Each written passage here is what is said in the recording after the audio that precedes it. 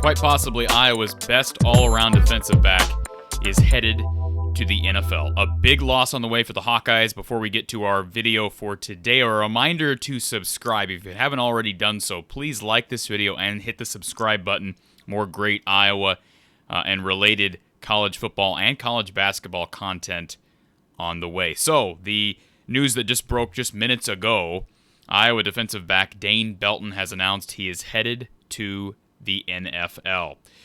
Dane announcing this on Twitter and thanking his friends, family, coaches, etc., but making it very clear that his aspirations are to play in the league, which, again, most of these guys, that is their main aspiration, and rightfully so, but certainly a hit to Iowa, that defensive backfield. I said at the outset, quite possibly Iowa's best defensive back. I know a lot of Iowa fans are going to disagree with that, and they say Riley Moss because of all the interceptions he had early. First of all, Dane Belton led the team in interceptions, but just his all-around understanding of that defense. Remember, playing that cash position, you got to be able to understand several different positions. Of course, he's kind of a hybrid linebacker safety type, and was really good out in space, a sure-handed tackler, but also really good hands. I think he's going to be drafted fairly high. I don't know how high.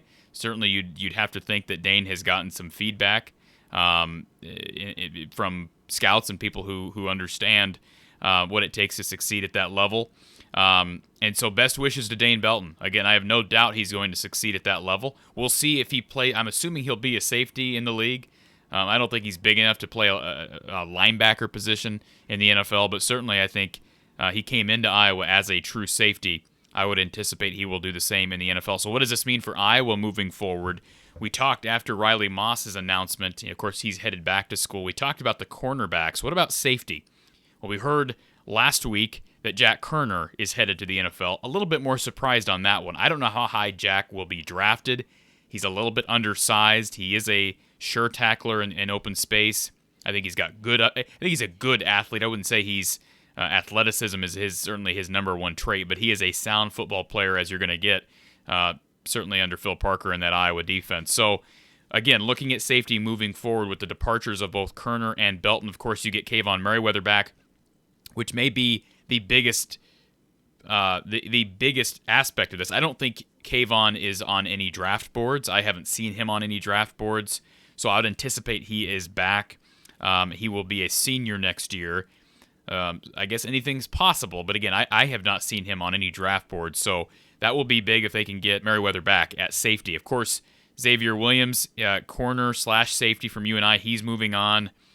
We know Dane Belton now is moving on. Henry Marquez didn't get a lot of time at safety, but we assume he's moving on. He participated in senior day. Dallas Cradith is still on the roster. Remember, he was a 4-star kid, 3-4-star kid, depending on what metrics you looked at out of high school. So, could he emerge his senior year? Certainly, he'll have an opportunity. You'd have to think at safety. We've seen Sebastian Castro get into the game at times when needed. He'll be certainly at the top of the list to replace a guy like Koerner. Certainly, Quinn Schulte has gotten in at times as well, the walk-on who I'm assuming has probably been awarded a scholarship. Kyler Fisher, walk-on who has played big on special teams. Of course, he was a former high school teammate of incoming freshman Aaron Graves. He is also going to have an opportunity, you would think, to get some time. But certainly Cooper DeJean, that's the number one guy I'd have to look at this point, who I would look at and say, hey, he's probably a guy you can kind of plug and play with. I mean, his upside is obviously tremendous. They ran him at corner late in the year, even got some time at cornerback against Kentucky in the bowl game. But to me, he projects more as a safety. We'll see what Iowa decides to do with Cooper. But he would probably be the favorite at this point in my mind. Now, maybe it ends up going to Quinn Schulte as far as I'm talking about replacing Koerner. Perhaps it's Sebastian Castro. Perhaps it's one of the incoming defensive backs Iowa has for the class of 2022. As far as replacing Dane Belton, certainly the obvious answer you're going to hear is speculation that Xavier Wampa will come in there and replace him. I suppose that's possible. I also think Xavier could just replace Jack Koerner on the back end, and maybe Cooper DeJean ends up playing at the catch position. I have no idea. It'll be interesting to see. A lot of competition still in the backfield. It's a big loss. If you were asking me, if you'd put a gun in my head and asked me who is the best defensive back on this roster, it would have been Dane Belton. It would not have been Koerner, it would not have been Hankins, it would not have been Moss. It would have been Dane Belton, again, collectively. Class of 2022. So Xavier Wampa, as we're recording this, it's halftime of the All-American Bowl on NBC. Of course, he's playing for the West. So he'll come in. He's enrolling early, so he'll be there. Again, I think he's playing next year, especially with the departures of Koerner and Belton. He'll play. TJ Hall, I think he projects, from what I understand, more as a corner. He's 6'1", 6'2". He'll be a corner, it would be my guess. Orlando Trader, I think, is a corner. Cohen and Tringer is the one guy in this class that I think would have an opportunity to compete for time at safety as well. Again, I don't know where Iowa sees them fitting in, but my guess is Tringer has the best chance of those three, Hall, Trader, and Tringer. I think Cohen and Tringer would have the best chance of playing safety.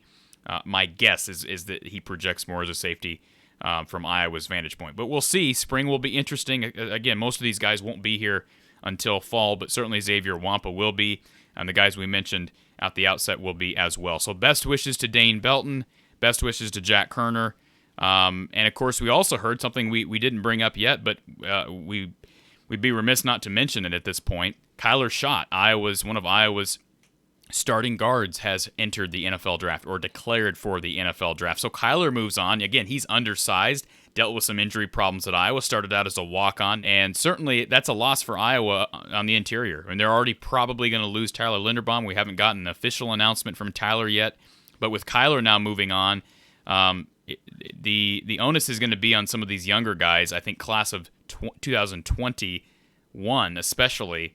Again, we keep talking about how great that class was up front. Some of those younger guys need to step up, and certainly you're going to likely get Cody Ince back, Justin Britt, etc. But Schott leaving is a blow. We also heard that Ivory Kelly-Martin is moving on. That's not a surprise.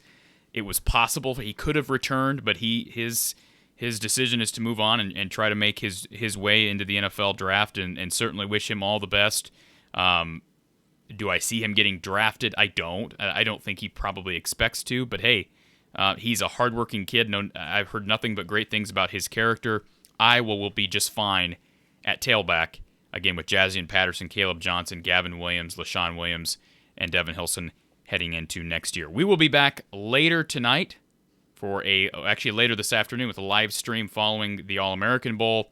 We'll talk about the transfer portal and Iowa's roster as far as where it stands right now. And then we'll be over at the Iowa, the Voice of College Football channel tomorrow, Sunday, 7 p.m. Central Time, with Coach Don Patterson previewing the national championship game, which, of course, is on Monday. Appreciate you tuning in this afternoon. Again, if you haven't already done so, please subscribe to our channel, and we will talk to you soon.